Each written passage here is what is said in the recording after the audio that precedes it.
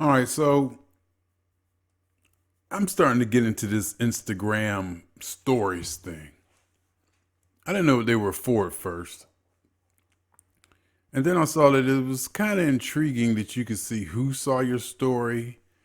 And I was told that the stories were broken off from regular Facebook to get better accounting and reporting and a better distribution into your friends because Facebook was just so overwhelmed. They actually created a separate piece. They call it stories. And your friends and your friends, people on your list, through algorithms or whatever, have a better chance of seeing it. But anyway, I just started playing with it, and I noticed, some cool things. First thing I noticed is everything needs to be in portrait with the 9:16 aspect ratio, and I am a landscape person myself. And the cool tags and stuff. I saw, some people really, they practice it and they get it down and they got some cool stuff. And, you can have like multiple pictures in there. You can have video in there, so it's very dynamic and I'm starting to get into it. So am I too close? Am I too close up on y'all? Let me back up a little. How about that? That's better. Or should I just come up a little bit more? Anyway, I was playing with it, right? So I did one just now, and I looked at mine, and then the next one came up immediately. Because you look at yours, you click your story, then you see yours, then the next one comes up immediately. And the one that came up was Denzel Washington, a video I had saw earlier, a day or so ago, and the first statement he made was basically put God first.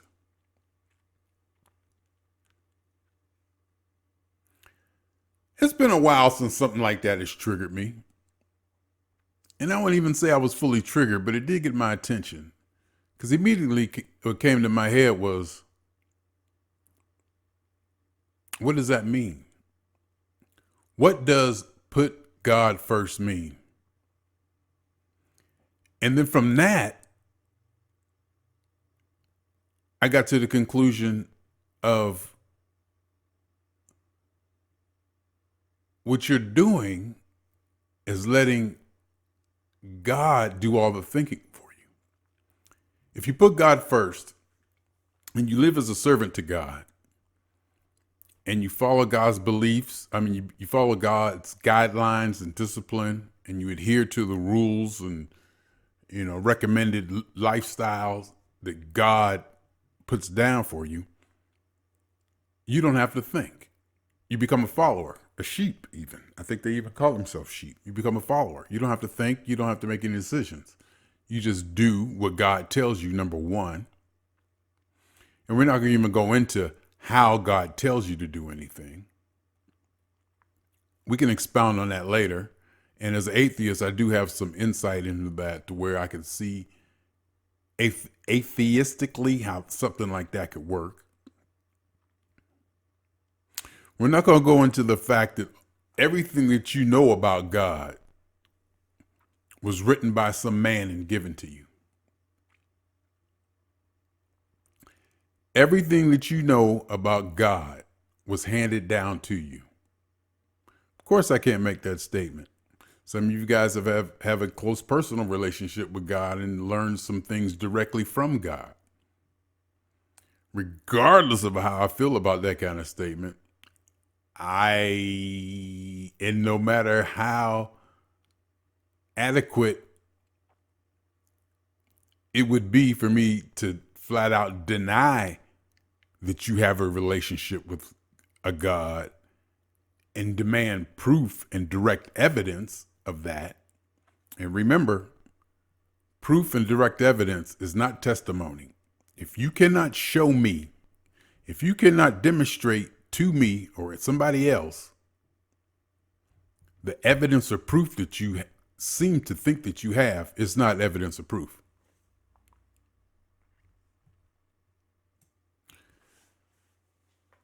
So if you cannot demonstrate or recreate based on the scientific method in which something can be tested by multiple people and the same result occurs over multiple instances of said experiment, what you have is a testimony.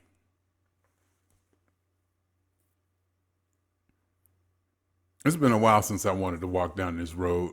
It's been a while since I wanted to walk down this religious road, and I will say this too. Religion served a purpose. Religion is not all bad. I'm not one of those people who think religion is all bad. I'm not one of those people who think that religion is the scourge of humanity and this and that. I grew up in the church. I saw what the church as an organization and as a family and as a community can do and does. Regardless of how dysfunctional it is, regardless of how pristine it needs to appear, but really isn't, regardless of how some people are exalted to be pure and without sin to some degree and holy when they're just regular people. I understand the organization of the church, tithe, paying, because you got to pay tithe. You got to pay. I mean, you got church's organization. It needs to get paid for. That building needs to get paid for. You gotta give up offering. You got to give up money. So I don't have no problem with churches asking for money.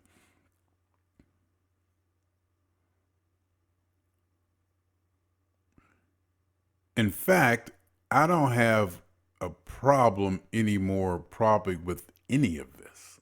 God, religion, faith. I believe faith works. Faith definitely works. You have faith in something, anything, you're a better functioning human being. And to have faith in God, a God who guides you and gives you answers and relieves you from making decisions that could impact your life and impact the lives of others in a positive way, in a more aggressive, positive way, to think out of the box and take humanity to the next level, a level higher than God. And by higher than God, I mean higher than the teachings in scripture and set level or ceiling of God. You can't go above God. That in itself was the limit that I could never live to. There is nothing higher than me. There is absolutely nothing in this universe higher than me. And I believe everyone should say that for themselves. Subjectively speaking, everything starts with you. Everything. No matter how benevolent or outgoing or whatever you think people did this for you, that people did that for you, it all comes back to your subjective view of things, your perception of things, the way you take in things, the way you put energy out into it. Everything is totally and 100%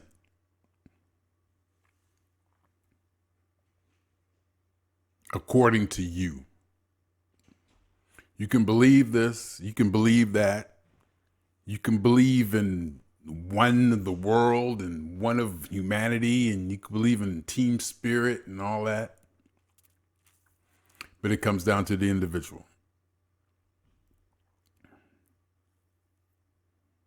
And from the individual's point of view, I have no problem with every individual believing that they are the highest point in this universe. Consciousness has given me the ability, if not the right, to believe and to understand that I am the highest point. There shall be none greater than me. If you look at me when I say that, you can see I ain't bullshitting. I'm just not saying it for effect. And if you know me, as many of you do, you know I believe that. And not in a condescending to anything else way. Not in a I'm better than you or I'm better than God or I don't need God. No, it's all together. It's all one mesh of everything. It's all one mesh of everything. And technically, we are all equal. Everything is equal. Rocks, speakers, posters, concrete, humans, life, we're all equal. Everything is equal at a certain level. And then comes consciousness. And then comes life, and then comes consciousness. And you're taking it to another level. And we have consciousness and we're self-aware, so we can make observations and statements like I just made about how nothing comes before me, or I can judge, or I can predict, or I can understand, or I can manipulate. And as far as all that in consciousness and the manipulation, we humans, as the dominant species on this planet, and as what appears to be right now the highest consciousness we know of in the universe, we have a responsibility to this universe. We have a responsibility to each other, to the earth, to the sun-earth ecosystem, to our brand of life, our species. And by brand of life, I mean the carbon-based life forms on this planet may be unique. You may go to another planet, another galaxy, another universe, and life may exist, but it may not exist as the carbon-based forms that we are. And humans is the highest consciousness right now, and the highest, well, the dominant species have a responsibility, I believe, to life on Earth. And for life on Earth to survive millions of years, or to take life on Earth to another level, we have to go beyond God. We have to think beyond God. We keep children when they're born, they cannot think of God with that ceiling. There cannot be things that you cannot know because of God.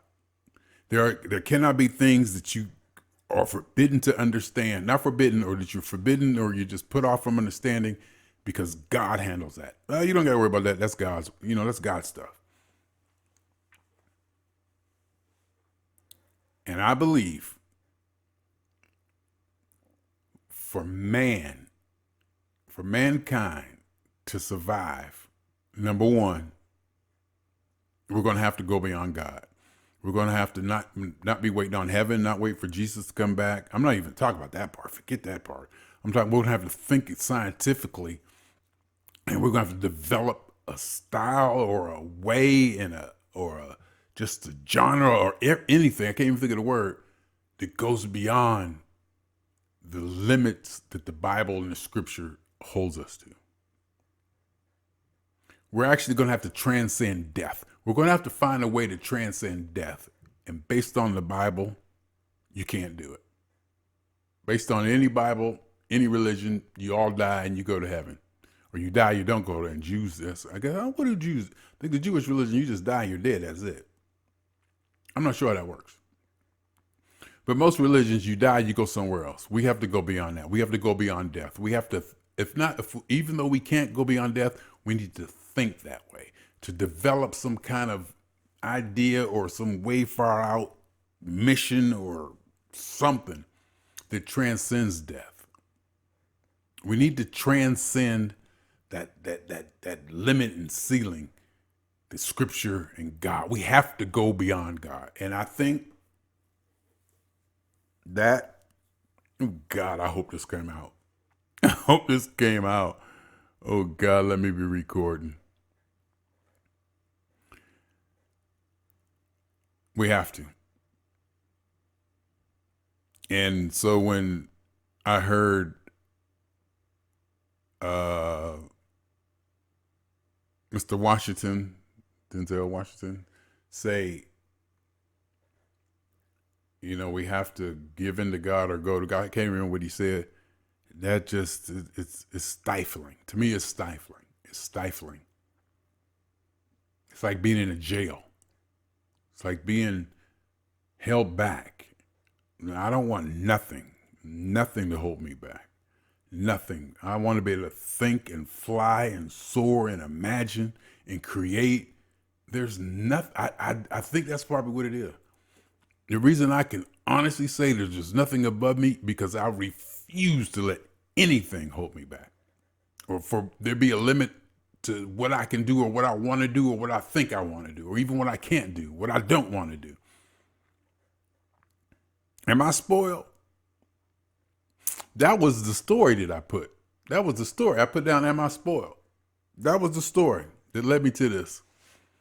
I made a story that asking, was I spoiled?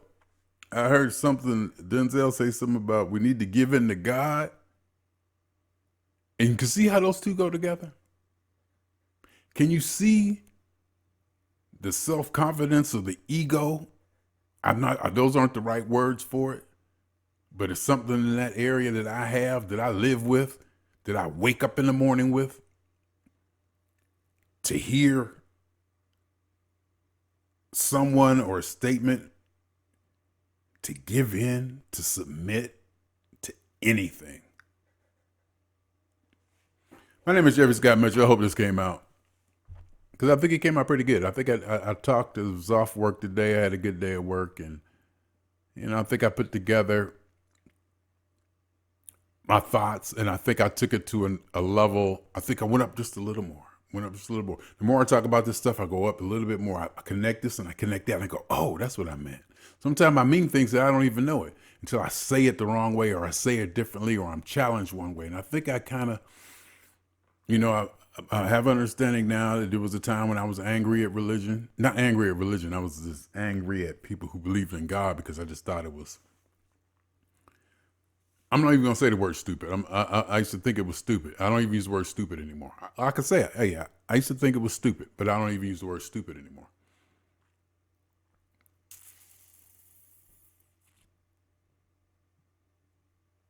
Yeah, that's about it. Anyway, my name is Jeffrey Scott Mitchell, and I'll be swinging on y'all 2 times for me, for you, for us on this planet as terrestrials. This Sun Earth ecosystem, life, billions of years of life and evolution. We did it. We created love. We created this. We evolved this. And I mean us all the way back from the first trilobite, from the first RNA and DNA combination. And whatever mechanism that happened that helped create this universe, that helped create stars, that created us. Yeah. There could have been, there must be there could be a mechanism that created stars. Stars exploded and created elements. Then elements created us. So it all starts with stars. So the mechanism that generates life could actually be a part, or the mechanism that creates stars, that creates universes. Anyway, my name is Jeffrey Scott Mitchell, and this is what I like to do. And to do this, I cannot have a limit. I cannot have a limit into my thinking. I have to be able to question everything and demand answers for it. Anyway, swing on y'all 2 times. What's my name?